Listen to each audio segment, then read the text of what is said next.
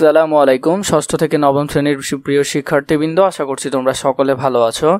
এনসিটিবির থেকে তোমাদের জন্য একটি গুরুত্বপূর্ণ নোটিশ প্রকাশ হয়েছে। আমাদের অনেকেরই ধারণা প্রশ্ন কি আদৌ পাওয়া যাবে কিনা, পাওয়া গেলে কখন পাওয়া যাবে, এবং এ নিয়ে এনসিটিবি থেকে বা জাতীয় শিক্ষাক্রম পাঠ্যপুস্তক বোর্ড থেকে কি নোটিশ দেওয়া হলো, ওদের মতে প্রশ্ন ফাঁস নিয়ে ওরা কি বলল, এইসব প্রশ্ন নিয়ে আমাদের এই ভিডিও। 2024 সালে ষান্মাসিক সামষ্টিক মূল্যায়ন কার্যক্রম পরিচালনার জন্য শিক্ষা প্রতিষ্ঠানসমূহের জন্য সাধারণ নির্দেশনা। এখানে অনেকগুলো নির্দেশনা দিয়েছে কিভাবে পরীক্ষা নেওয়া হবে, প্রশ্ন কি আদৌ ওরা দিবে কিনা, এই ধরনের সব কিছু। দেখো, আমরা এখানে আগে যদি খেয়াল, মূল্যায়ন কার্যক্রম পরিচালনার জন্য মূল্যায়ন নির্দেশনা। মূল্যায়ন কার্যক্রম শুরুর পূর্বদিন নৈপুণ্য অ্যাপের প্রতিষ্ঠান ড্যাশবোর্ডে master.নৈপুণ্য.gov.bd এবং সংশ্লিষ্ট অধিদপ্তরের ওয়েবসাইটে পাওয়া যাবে। এখানে ওরা নিজেরাই বলছে যে প্রশ্নপত্র পরীক্ষার আগের দিন ওরা প্রকাশ করবে। কোথায় প্রকাশ করবে?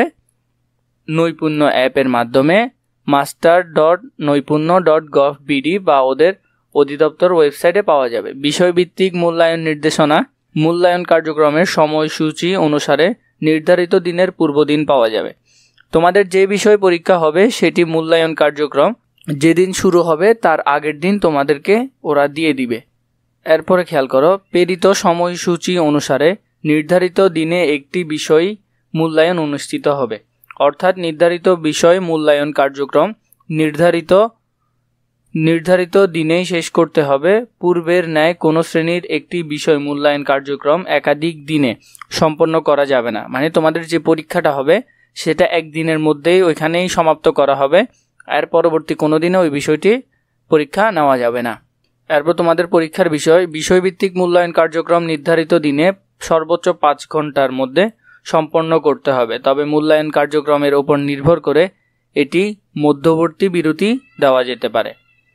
6 নম্বরের মধ্যে মূল্যায়ন কার্যক্রম হাতে কলমে, কাগজ ভিত্তিক লিখিত অংশ উভয় ধরনের কার্যক্রম আছে।